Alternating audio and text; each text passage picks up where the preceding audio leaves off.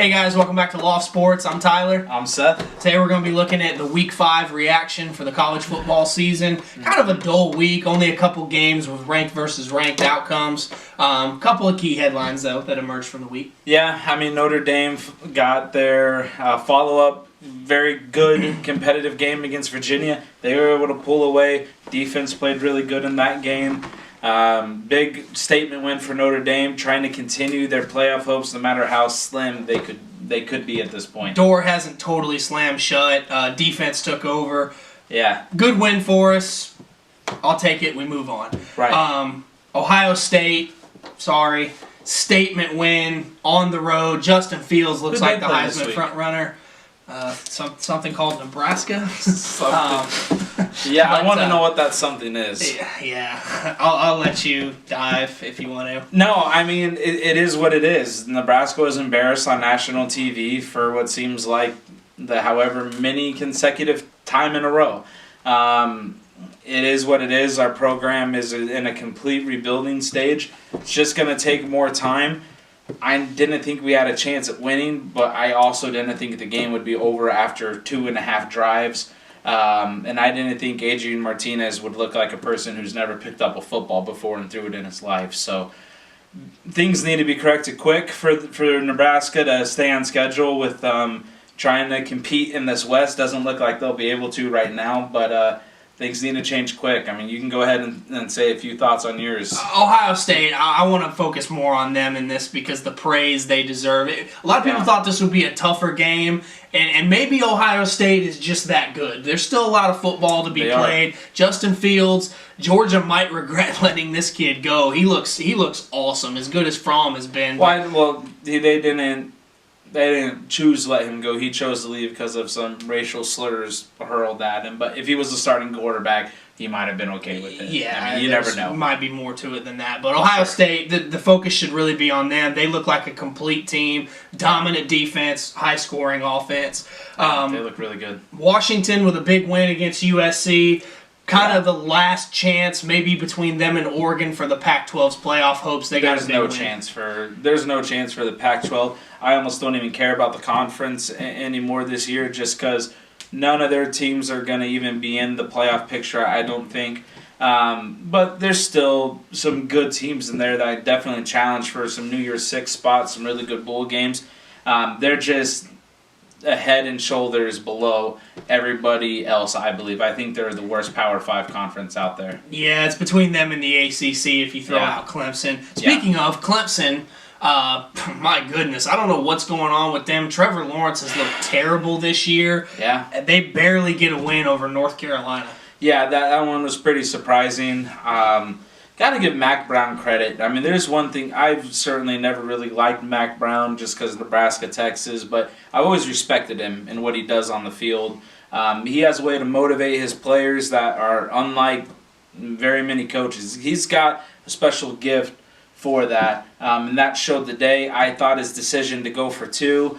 Some people call him stupid for it. I loved it. I mean, heck, you just got beat by Coastal Carolina. It was App State. App State, yeah, sorry. App State the week before. And now you have a chance to upset the number 1 team. You got the momentum. Absolutely go for it. It can, when you're in your first year, I mean, my gosh, if he gets that, we're talking about a signature win. Exactly, in year 1. When that North Carolina fans would probably been dreaming of the last 10, 15, 20 years. For sure. They're more focused on their basketball, but the fact that they were able to keep it close, I think that kind of jolts the program. He's off to a decent start there. Some teams that look good this weekend. Penn State annihilates Maryland. Yeah, I think Maryland was the most overrated team in the whole Power 5 coming into this week, and that showed. I'll just say that real quick. But Penn State dominated. For some reason, Penn State and Maryland got mad beef. That every year they play, it's always chippy. I think there's a lot of things that happen on the recruiting front between the two schools since they share kind of that same area.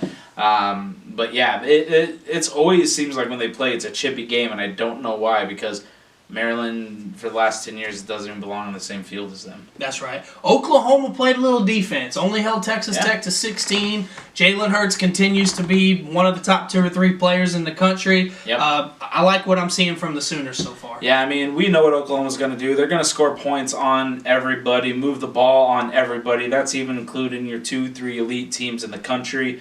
But the fact that they get a little bit of defense, that's always the X factor with this Oklahoma team. That's going to be scary if they get that. If that defense can be consistent, you're now adding them to that conversation of the top 3 or 4 teams in the country.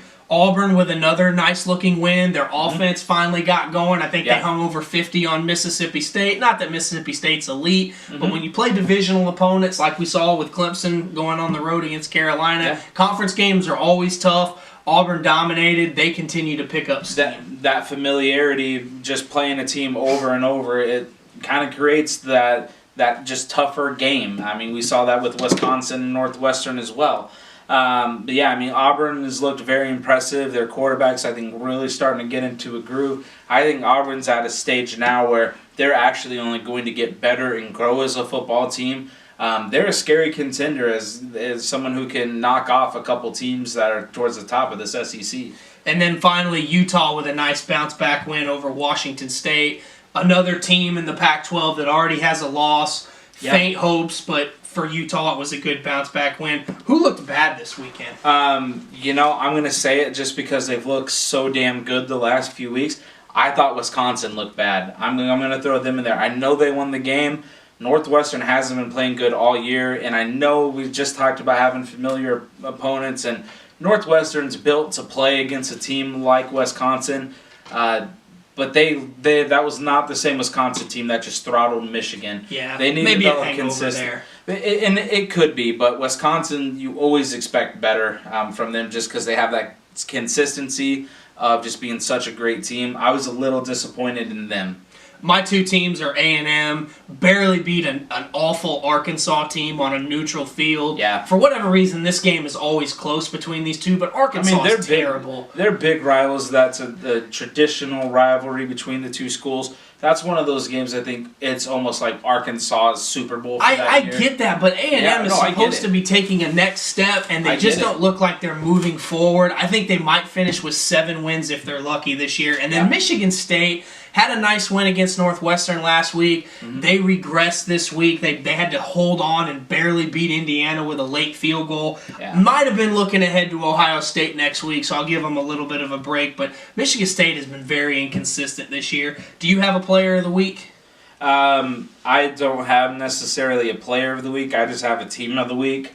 I'm just going to throw Ohio State in there. I thought coming into this game that Ohio State has a chance if they just absolutely throttle with all the hype around. People are going to start looking at this team as maybe the best team in the country.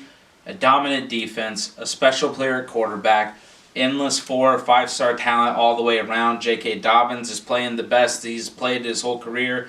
I think to me right now, if you were to ask me, if we came into the season, didn't think of who's been good the last couple of years, just purely how teams have played this year, I think they're the best team, and I'm not sure it's close this year. My player of the week is Devontae Smith, wide receiver at Alabama. 274 yards and 5 touchdowns. That's ridiculous. Is this NCAA football? And they played Ole Miss, so this was their first real team they've played since Duke, which was a Power 5 win. Yeah. And Duke has won 3 games already. But Devontae Smith, huge day. Alabama continues to dominate. They're going to start getting into the meat of their schedule, though, after their bye week when they go to A&M. All right, guys, we'll come at you with our Week 6 preview and a few other videos later on this week. This is Loft Sports signing off.